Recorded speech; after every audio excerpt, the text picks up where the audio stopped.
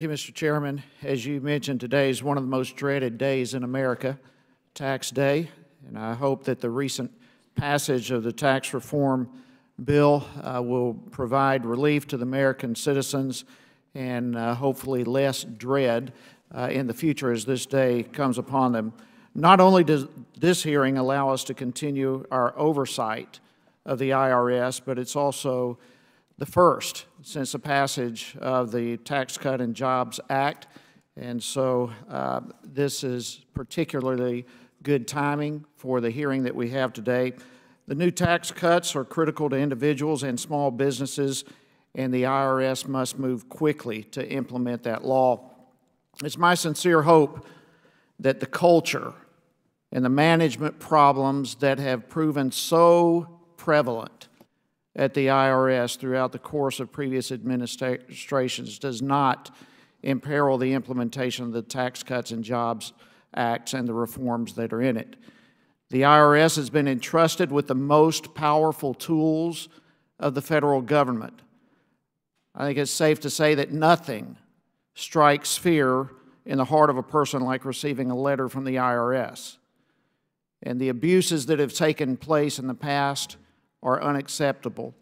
I personally have experienced the aggressive IRS tactics prior to running for office.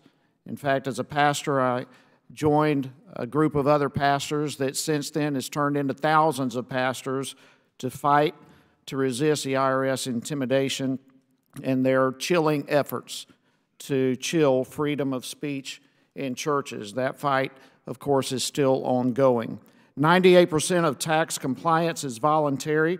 This means that the IRS must work with, not against, taxpayers. This starts with ensuring taxpayers receive the best customer service possible at every level. I'm sure the witnesses today will probably say that the IRS needs more money to provide better services. I disagree with that personally, but nonetheless, Congress has provided additional resources this year to improve customer service and implement tax reforms.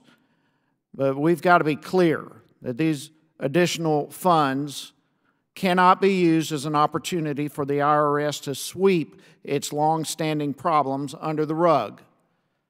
To quote taxpayer advocate, limited resources cannot be used as an all-purpose excuse for mediocrity. It's time for the IRS to hold itself to the same high standards that it requires of the American taxpayers. And this committee, I can assure you, will be watching closely. I want to thank our witnesses for being here today. I look forward to hearing your testimony. I yield back. I thank the gentleman. Now recognize the